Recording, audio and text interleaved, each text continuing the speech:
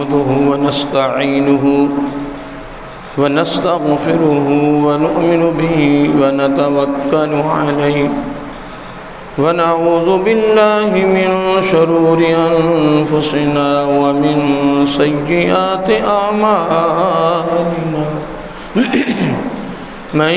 يهده الله فلا مضل له ومن يضلله فلا هادي له ونشهد أن لا إله إلا الله وحده لا شريك له ونشهد أن سيدنا وسندنا وشبيبنا وحبيب ربنا وطبيبنا وطبيب قلوبنا ومولانا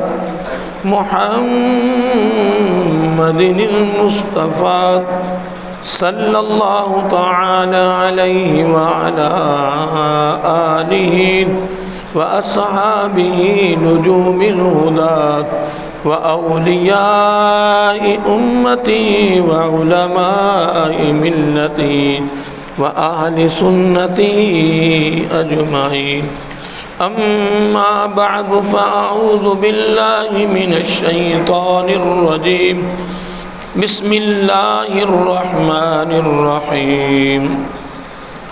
وإذ أخذ الله ميثاق النبيين لما آتيتكم من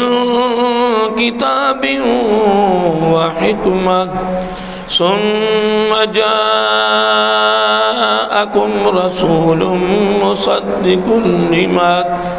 مصدق لما معكم لتؤمنن به ولتنصرنه قال أقررتم وأخذتم على ذلكم إصري قالوا أقررنا قال فاشهدوا وأنا معكم من الشاهدين صدق الله مولانا العظيم وصدق رسوله النبي الكريم ونحن على ذلك لمن الشاهدين والشاكرين والحمد لله رب العالمين سبحانك لا علم لنا إلا ما علمتنا إنك أنت العليم الحكيم الصلاة والسلام عليك يا سيدي يا رسول الله الصلاة والسلام عليك يا سيدي يا حبيب الله الصلاة والسلام عليك يا سيدي يا نبي الله وعلى آلك وصحابك يا سيدي يا نور الله يا خاتم النبيين يا رحمة للعالمين مولاي صل وسلم دائما أبدا على حبيبك خير الخلق كلهم محمد سيد الكونين والثقلين والفريقين من أرب ومن أجم هو الحبيب الذي ترجى شفاعته لكل هول من الأحوال متهم ثم الرضا عن أبي بكر وعن عمر وعن علي وعن عثمان ذي الكرم نہایتی وجب الاحترام صاحبزادہ اور خادم فقراء دوئم سجادہ نشین آستانہ عالیہ صوفی آباد شریف اور معزز سامعین حضرات، اللہ رب العزت کی حمد و ثنا اور حضور نبی کریم صلی اللہ علیہ وآلہ وسلم دی بارگاہ عالیہ مقدسہ میں نذرانہ درود السلام اللہ رب العزت کا بے پایہ کرم ہے، اس کی خصوصی مہربانی ہے کہ اس نے ہم سب کو اپنے پیارے محبوب علیہ الصلوۃ والسلام دی امت اندر پیدا فرمایا، اور اللہ تعالیٰ کا یہ خصوصی احسان ہے کہ اس نے اپنی توفیق اور اپنے محبوب علیہ الصلوۃ والسلام کے توسل سے ایمان جیسی عظیم الشان نعمت سے مالا مال فرمایا۔ حضرات محترم، ہماری گفتگو ایک خاص موضوع کی مناسبت سے چل رہی ہے، انشاءاللہ اس کو جاری رکھیں گے، اور آج کا جو جمعۃ المبارک ہے یہ 12 ربیع الاول کے حوالے سے میں الحمدللہ گفتگو کر رہا ہوں، اور اس موضوع کے لیے میں نے سورۃ آل عمران پارہ نمبر 3 آیت نمبر 81 کا میں نے انتخاب کیا ہے۔ اس میں اللہ تعالیٰ نے اپنے محبوب علیہ الصلوۃ والسلام کے لیے جو انبیاء علیہ الصلوۃ والسلام کی عالم ارواح میں کانفرنس بلائی اس کا ذکر ہے۔ اللہ تعالیٰ نے اپنے محبوب علیہ الصلوۃ والسلام کو بھیجنے سے قبل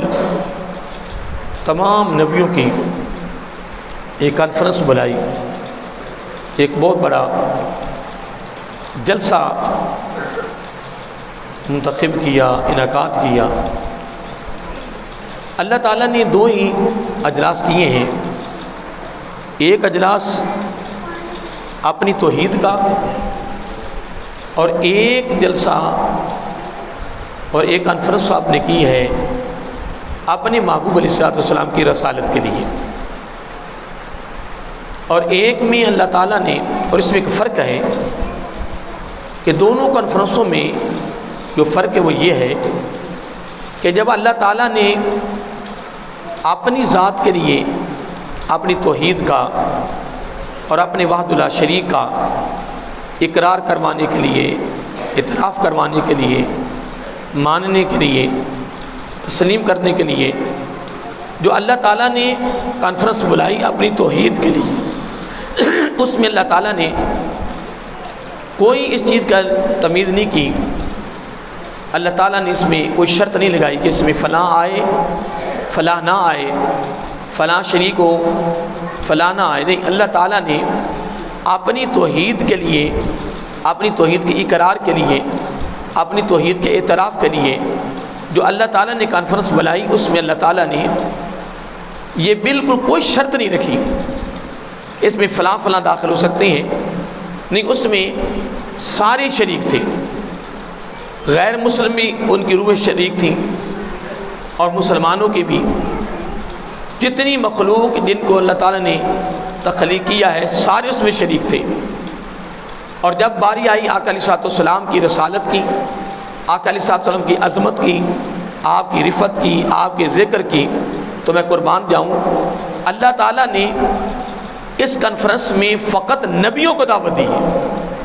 اس میں کسی غیر کو دعوت نہیں دی ہے، اور اللہ تعالیٰ نے سید الملائکہ حضرت جبرائیل امین علیہ السلام کی باقاعدہ ڈیوٹی لگا دی کہ دروازے پہ کھڑے ہو جائیں، اور جس کے پاس نبوت کا ٹکٹ ہے، نبوت کی سند ہے، اس کے علاوہ کسی کو داخلہ نہیں ہے۔ فقط اس کانفرنس میں، اس جلسہ میں جو ہم نے بلایا، اس میں فقط نبیوں کا جو گروہ ہے وہ شریک ہوگا۔ قربان جائیں، آقا علیہ الصلوۃ والسلام کی آمد تمام نبیوں کے بعد ہوئی ہے، لیکن الحمدللہ میرے آقا علیہ الصلوۃ والسلام اول بھی ہیں آخر بھی ہیں۔ اللہ تعالیٰ نے حضرت آدم علیہ السلام سے لے کر حضرت عیسیٰ روح اللہ تک سارے نبیوں کو محبوب علیہ السلام کے آنے سے پہلے بھیجا ہے، اور کانفرنس میں عہد لے کر، اور اس کانفرنس میں میثاق لے کر، اور اس کانفرنس میں وعدہ لے کر، اور اس کانفرنس میں اقرار اعتراف کروا کر پھر نبیوں کو بھیجا ہے۔ اور پھر تمام نبیوں کا سلسلہ پتہ نہیں کتنے سینکڑوں یا ہزاروں صدیاں چلتا رہا، اور ہر نبی نے اور ہر رسول نے، ہر پیغمبر نے آ کر ایک ہی بات کی ہے، کیا کہ ہم اللہ تعالیٰ کے نبی ہیں، اور ہمارے بعد ایک اور نبی آ رہا ہے جو ہمارا بھی نبی ہے۔ یہ تمام نبیوں نے اپنے اپنے زمانے نبوت میں یہ ساری باتیں کی ہیں۔ اب آئیے محترم قرآن مجید کی طرف رخ کرتے ہیں۔ اللہ تعالیٰ فرما رہا ہے، یہ آیت نمبر 81 ہے، سورۃ آل عمران ہے۔ اللہ تعالیٰ فرما رہا ہے وَإِذَا خَذَ اللَّهُ، اے میرے محبوب صلی اللہ علیہ وآلہ وسلم، اس وقت کو یاد کریں جب اللہ تعالیٰ نے آخذا پکڑا، لیا، میثاق عہد، میثاق کہتے ہیں عہد کو، وعدے کو، النبیین انبیاء علیہ السلام سے۔ اب اس کانفرنس میں فقط نبیوں کو بلایا، اور نبیوں کو بلا کر پھر ان سے عہد لیا۔ اور یہ جو لفظ آتا نا کہ یاد، اے محبوب اس وقت کو یاد کریں، یہ اس سے کہا جاتا ہے کہ جو اس کے اندر موجود ہوتا ہے۔ اگر وہ موجود نہ ہو، دیکھیں مثلا شاہد ہے، شاہد کا معنی ہے گواہ، اور اس گواہ کی گواہی قبول ہوتی ہے جو موقع پر موجود ہو، اور اگر وہ موقع پر موجود نہیں ہے تو اس کی گواہی قابل قبول نہیں ہے۔ اب اللہ تعالیٰ فرمایا انا ارسلناک شاہدا ومبشرا ونذیرا وداعیا الی اللہ باذنہ سراجا ومنیرا۔ اب اس میں اللہ تعالیٰ نے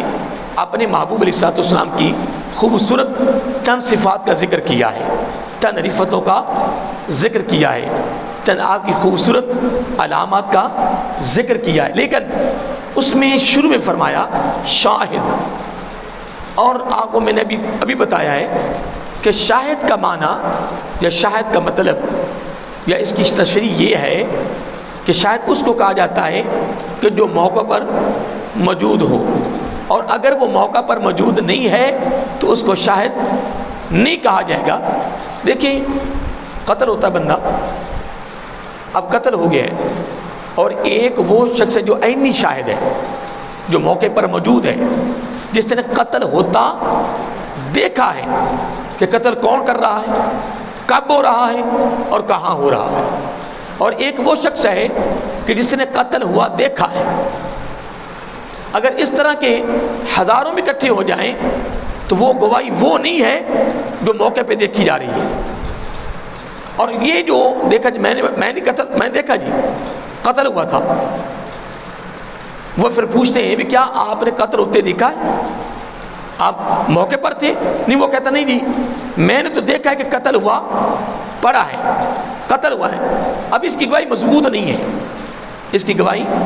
مضبوط نہیں، پختہ نہیں ہے، اس کی گواہی پہ فیصلہ نہیں ہوگا۔ اب فیصلہ ہوگا کہ جو موقع پر موجود ہے۔ اور شاہدہ جو میرے آقا علیہ السلام کی صفت ہے، قربان جائیں، اس کا یہی تو معنی ہے کہ آقا علیہ السلام اگر قیامت کے دن اگر گواہی دیتے ہیں تو اس کا مطلب یہ ہے کہ آقا علیہ السلام کی نگاہ میں ہر عمل، ہر فعل، ہر کام ہے، اور اگر نہ ہو، کیونکہ اللہ تعالیٰ نے اپنے محبوب علیہ السلام سے فرمایا کہ میں نے تمام نبیوں کو بھیجا، کیا تمام نبیوں کو تبلیغ کے لیے بھیجا، واعظ کرنے کے لیے بھیجا، پیغام دینے کے لیے بھیجا۔ اب وہ مختلف علاقوں کے یا مختلف مقاموں کے یا مختلف لمحات کے، مختلف زمانوں کے وہ گواہ ہیں، لیکن اللہ تعالیٰ قرآن مجید میں فرمایا اے میرے محبوب صلی اللہ علیہ وسلم، میں نے تمام نبیوں اور تمام مخلوقوں کے اوپر تمہیں گواہ بنا کر بھیجا۔ یہ میرے آقا علیہ السلام کی یہ بھی عظمت ہے اور میرے آقا کی یہ بھی رفت ہے، میرے آقا کا یہ بھی مقام و مرتبہ ہے کہ اللہ تعالیٰ نے اپنے محبوب علیہ السلام کو تمام کا گواہ بنا کر بھیجا ہے۔ کیا؟ تمام کا گواہ بنا کر بھیجا ہے۔ تو میں قربان جاؤں، اللہ تعالیٰ نے اپنے محبوب علیہ السلام کے لیے،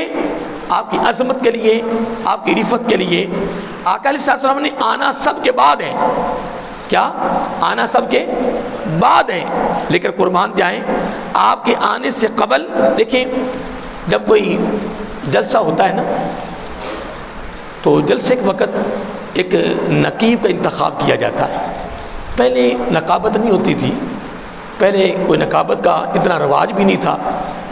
علاقے کے مقامی کسی عالم دین کی ڈیوٹی لگا دی جاتی، اور وہ جو عالم دین ہوتا وہ لوگوں کو تیار کرتا، لوگوں کو ذہن بناتا، اور لوگوں کے ذہنوں میں آنے والے مہمان کی ایک محبت، ایک پیار پیدا کرتا۔ جس طرح اکثر علماء کرام کہہ دیتے بھی، دیکھیں جی میں خطاب کرنے نہیں آیا، میں تو تمہیں تیار کرنے آیا ہوں اور تمہیں جگانے آیا ہوں کہ تم جاگو،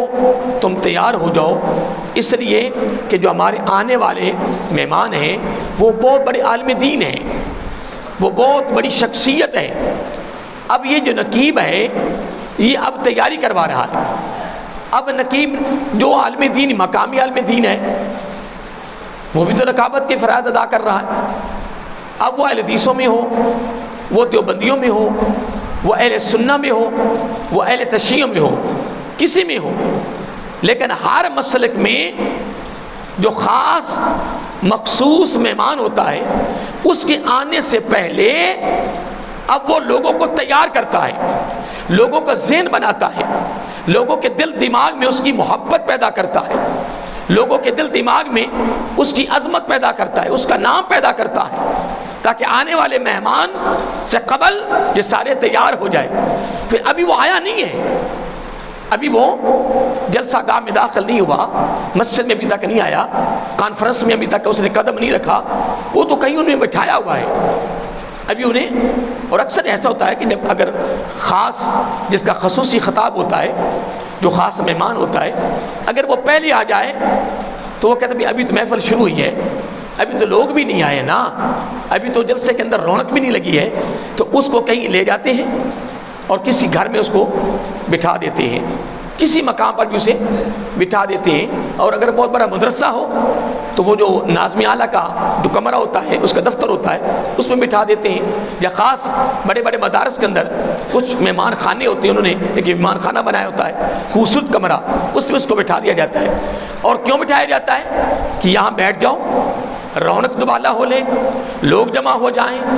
لوگوں کی رونقیں لگ جائیں، اجتماع ہو جائے، کثیر تعداد میں لوگ جمع ہو جائیں اور پوری جگہ بھر جائے۔ پھر آنے والے مہمان کے لیے لوگوں کے دل دماغ میں جگہ بنائی جاتی ہے، ایک نام پیدا کیا جاتا ہے، اس کی تعریف کی جاتی ہے، تاکہ آنے والے مہمان سے پہلے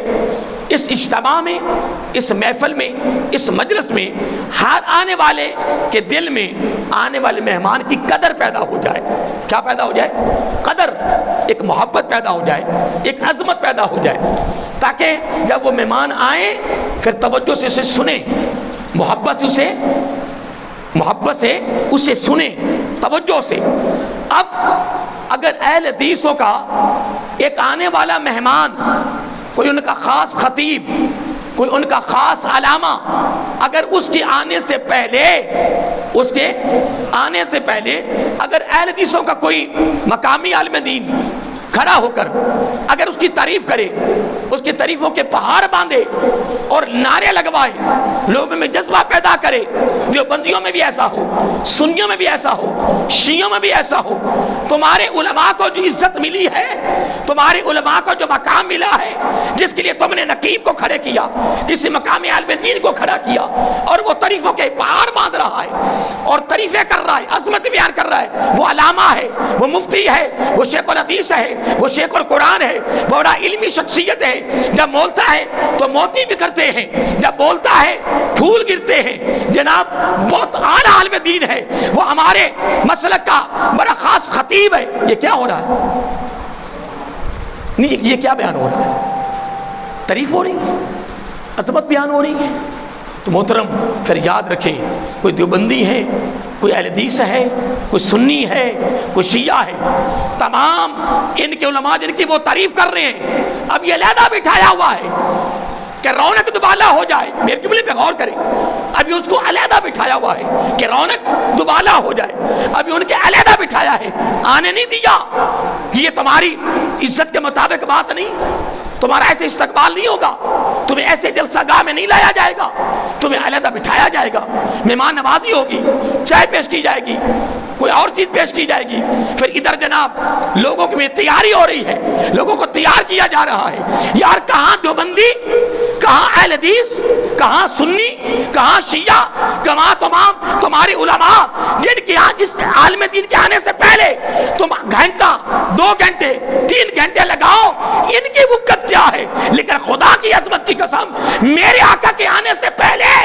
عوام کی ڈیوٹی نہیں لگی۔ حضرت آدم علیہ السلام سے لے کر حضرت عیسیٰ روح اللہ تک پتہ نہیں کتنی ہزاروں صدیاں ایک کے اعلان ہوتا رہا کہ لوگوں ہم اللہ کے نبی ہیں، ہمارے بعد جو آنے والا نبی ہے وہ ہمارا بھی نبی ہے۔ اللہ تعالیٰ فرمائے محبوب صلی اللہ علیہ وسلم میں نے آپ کو بھیجنا ہے، لیکن ایسے نہیں بھیجوں گا، کیا میں دنیا میں آپ کو بھیجنا ہے پر ایسے نہیں بھیجوں گا، میں آپ کو شان و شوکت کے ساتھ بھیجوں گا، میں تمہیں بڑی عظمت کے ساتھ بھیجوں گا، بڑی رفت کے ساتھ بھیجوں گا، بڑے اعلیٰ مقام دے کر بھیجوں گا۔ اور پہلے میں نبیوں کو بھیجا ہے، انبیاء کو بھیجا ہے، پھر انبیاء کو بھیجنے سے قبل پھر انبیاء کی میٹنگ بلائی، پھر انبیاء کا جلسہ بلایا، پھر انبیاء کی کانفرنس بلائی، پھر دروازے پر جبرائیل کی ڈیوٹی لگائی تھی۔ کس کی؟ جبرائیل کی ڈیوٹی لگائی کہ اے جبرائیل علیہ السلام ایک میری بات یاد کر، دروازے پہ کھڑا ہو جا، جس کے پاس نبی کی سند ہوگی، سرٹیفکیٹ ہوگا کہ یہ نبی ہے، وہی داخل ہوگا، جو کذاب جو جھوٹا ہے وہ کبھی اس کانفرنس میں داخل نہیں ہو سکتا۔ تو جن بدبختوں نے، جن جھوٹوں نبیوں نے میرے آقا کی نبوت میں، میرے آقا کے جانے کے بعد مسلمان میرے کذاب اسود عنسی، غلام احمد جس نے جھوٹے نبی بنے، نبوت کے دعوے کیے، ان بدبختوں سے پوچھا جائے کہ جب امام الانبیاء صلی اللہ علیہ وآلہ وسلم کی عظمت کی، رفت کی، قدر و منزلت کی، شان کی، مقام و مرتبہ کی بھیجنے سے قبل جو ان کے لیے نبیوں کی کانفرنس بلائی گئی ہے، کیا تم میں سے کوئی اس میں شریک ہوا ہے؟ اے اسود انسی، اے بدبخت جھوٹے نبی، کیا اس کانفرنس میں داخل ہوا تھا؟ پھر پوچھا جائے غلام احمد سے کہ اے بدبخت، کیا اس کانفرنس میں جو میرے آقا علیہ السلام کی عظمت کی، رفت کی آنے سے قبل جو تمام نبیوں کی کانفرنس بلائی گئی، کیا اس میں تم شریک تھے؟ نہیں۔ سید الملائکہ حضرت جبرائیل علیہ السلام کی فقط ڈیوٹی لگی ہوئی تھی دروازے پر کہ اس کانفرنس میں، اور میں نے یہ بات ابھی شروع ہونے سے قبل کی ہے کہ اللہ تعالیٰ نے 2 ہی کانفرنسیں بلائی ہیں۔ کتنی؟ صرف 2 کانفرنس، اور وہ عالم ارواح میں۔ ایک کانفرنس اپنی توحید کی اور ایک کانفرنس اپنے محبوب کی رسالت کی صلی اللہ علیہ وآلہ وسلم۔ یہ سورۃ آل عمران ہے، 3 پارہ ہے اور آیت نمبر 81 ہے۔ اس میں اللہ تعالیٰ نے اس کانفرنس کا ذکر کیا ہے۔ تو میں عرض کر رہا ہوں 2 کانفرنس ہیں۔ کتنی؟ 2 کانفرنسیں بلائی ہیں۔ ایک کانفرنس بلائی ہے یعنی اپنی توحید کی،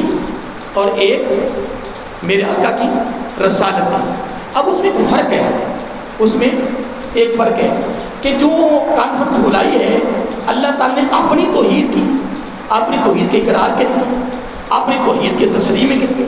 اپنی توحید کے اعتراف کے لیے، اپنی توحید کے تعارف کے لیے، اس میں اللہ تعالیٰ نے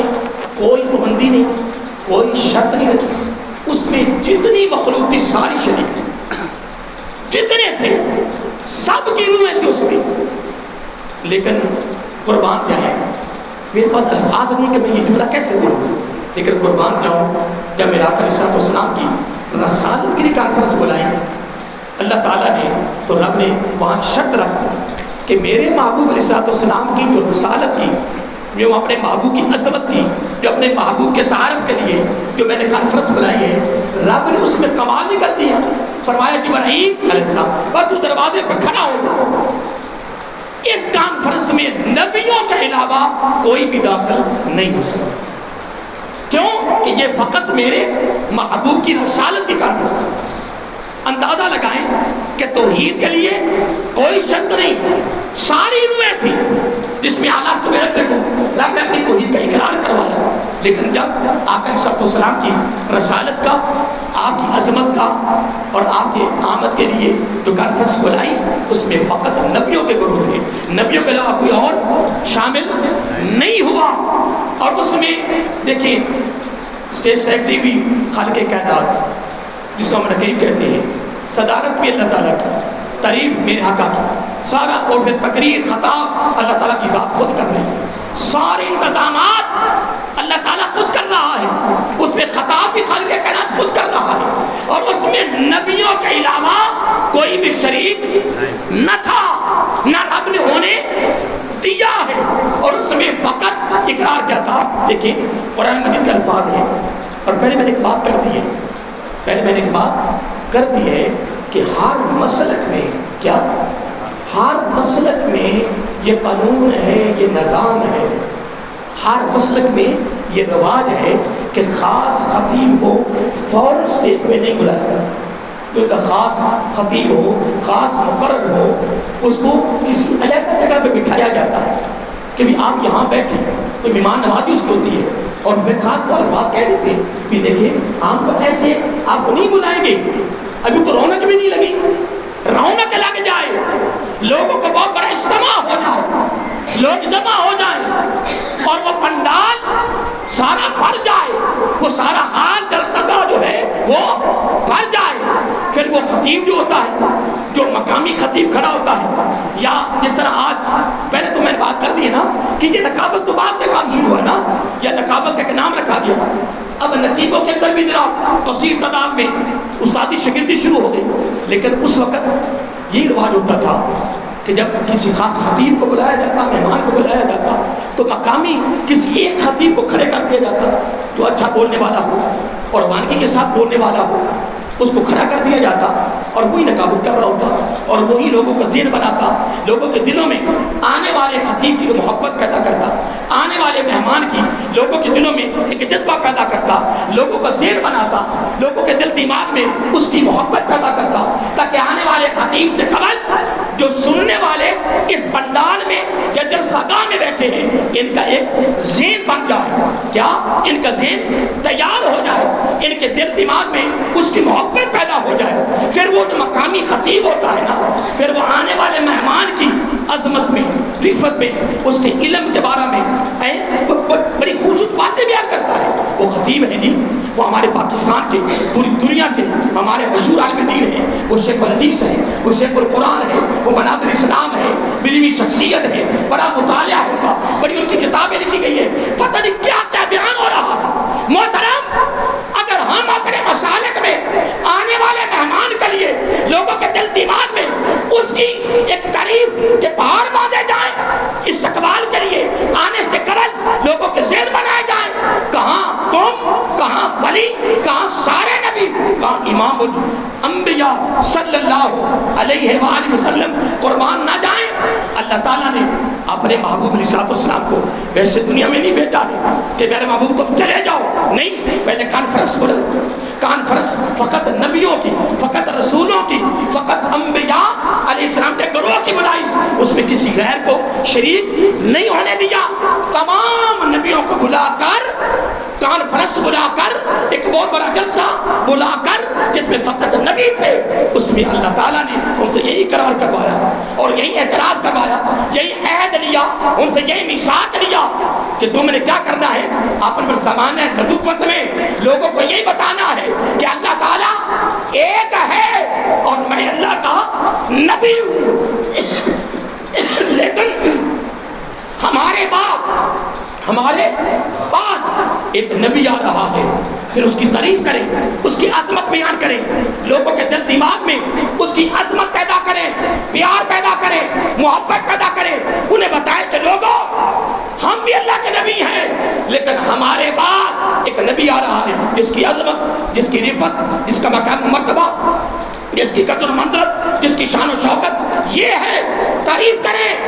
عظمتیں بیان کریں، تاکہ لوگ کے دل دماغ میں یہ بات پیدا ہو جائے کیا کہ اس نبی کی لوگوں کے دل میں محبت پیدا ہو جائے، تاکہ آنے سے پہلے لوگوں کے دلوں کے اندر ایک عظمت پیدا ہو جائے۔ اللہ تعالیٰ نے اپنے محبوب علیہ السلام کو ویسے دنیا میں نہیں بھیجا ہے۔ اور پھر ایک بات یاد رکھیں، جتنے نبی آئے ہیں، ایک جملہ میں دینے لگا ہوں، جتنے نبی آئے ہیں سب نبیوں نے ایک جملہ کہا ہے، کیا؟ ایک جملہ کہا، کیا؟ آ رہا ہے۔ آ نہیں گیا، کسی نے بھی یہ نہیں کہا کہ آ گیا، آ رہا ہے۔ ایک حدیث میں پڑھ رہا تھا، میرا آقا علیہ السلام نے فرمایا اگر میرے بھائی موسیٰ علیہ السلام اگر ابھی آ جائیں، کیا ہے؟ اللہ کا نبی، کتاب کہتا ملی ہے، اللہ کے رسول ہیں، اللہ کے بولیے رسول ہیں، نبی ہیں، کتاب ملی ہے۔ میرا آقا علیہ السلام نے فرمایا اگر وہ ابھی آ جائیں تو وہ میری نبوت کا اقرار کریں۔ پھر ایک جملہ آتا ہے جسے بعد میں کہ اگر عیسیٰ علیہ السلام میرے بھائی آ جائیں، ابھی آ جائیں تو وہ میری نبوت کا اقرار کریں۔ لیکن یہاں جو لفظ آ رہا ہے نا، مصدق لما معکم، تصدیق کے بعد لتؤمنن ولتنصرن، اب اس کے اندر یہ ہے کہ جو چیز آتی ہے، کیا جو چیز آتی ہے، چیز پہلے آتی ہے، تصدیق بعد میں ہوتی ہے، تصدیق بعد میں ہوتی ہے۔ قربان جائے جتنے انبیاء آئے ہیں میرے آقا علیہ السلام کی آمد کی خبر دی ہے، پھر جس جس کی تصدیق میرے آقا نے کی ہے بس وہی تصدیق رب کی بارگاہ میں قبول ہے۔ اب وہ تو دروازہ بند ہو گیا، اب آقا علیہ السلام تو آخری نبی ہے، آخر زمان پیغمبر ہے اور ختم نبوت کا تاج پہن کر آئے ہیں۔ اب آقا علیہ السلام کے جانے کے بعد اگر کسی بدبخت نے دعویٰ نبوت کا کر دیا تو تیری تصدیق کون کرے گا؟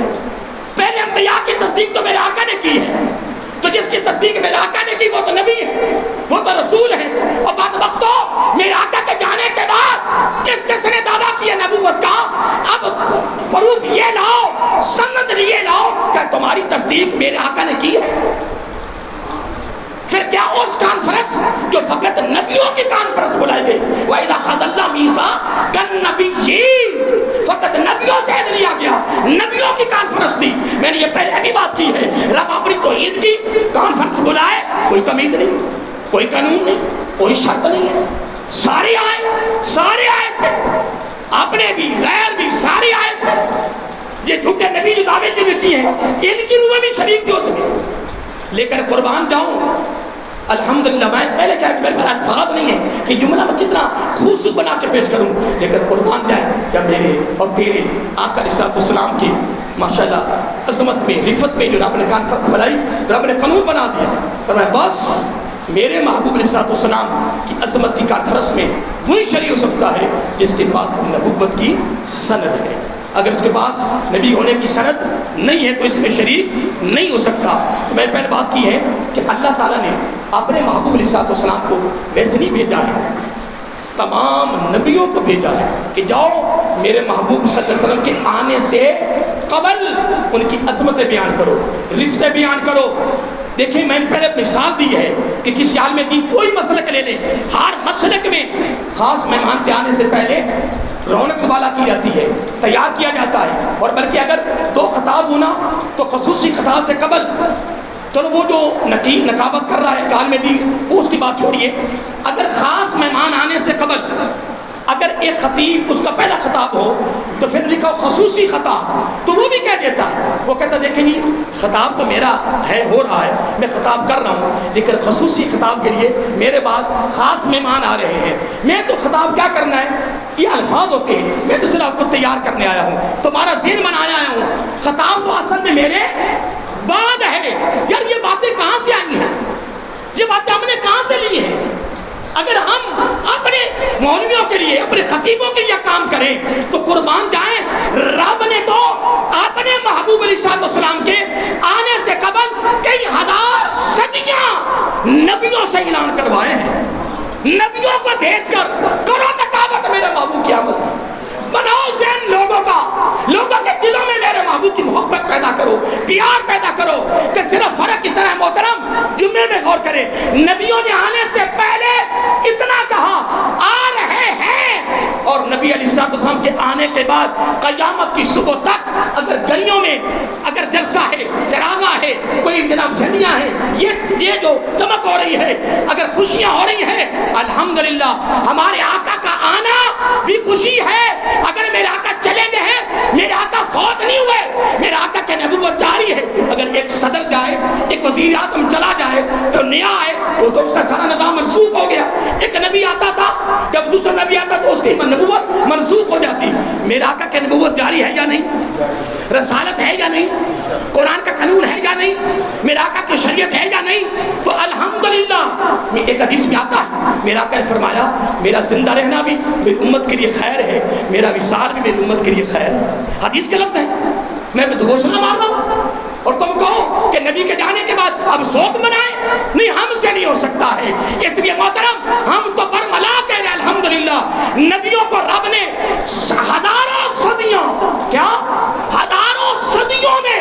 انبیاء سے ایک ہی اعلان کروایا، لیکن پہلے کانفرنس بلائی، فرمایا کتاب و حکمت دوں گا، عظمتیں دوں گا، رفتیں دوں گا، مقام و مرتبہ دوں گا، سارا کچھ دوں گا، لیکن میرے ساتھ اقرار کرو، وعدہ کرو۔ کیا وعدہ کرنا ہے؟ کہ آپ نے اپنے زمانہ نبوت میں ایک ہی اعلان کر دیا کہ لوگوں ہمارے پاس ایک نبی آ رہا ہے تو ہمارا بھی نبی ہے۔ بہرحال ٹائم کافی ہو چکا ہے تو میں اس کو مزید گھول نہیں سکا، تو میں ایک ہی جملہ کہوں گا۔ میں عرض کر رہا تھا کہ بس ایک جملہ یاد کر لیں، انبیاء نے آنے سے پہلے فرمایا آ رہے ہیں، خوشیاں منائی، اور آقا صلی اللہ علیہ وسلم کے جانے کے بعد، یعنی وصال کے بعد قیامت کی صبح تک ہم نے ایک ہی جملہ کہنا ہے، آقا تشریف لا چکے ہیں، وہ آ رہے ہیں، ہم کیا کہیں؟ آ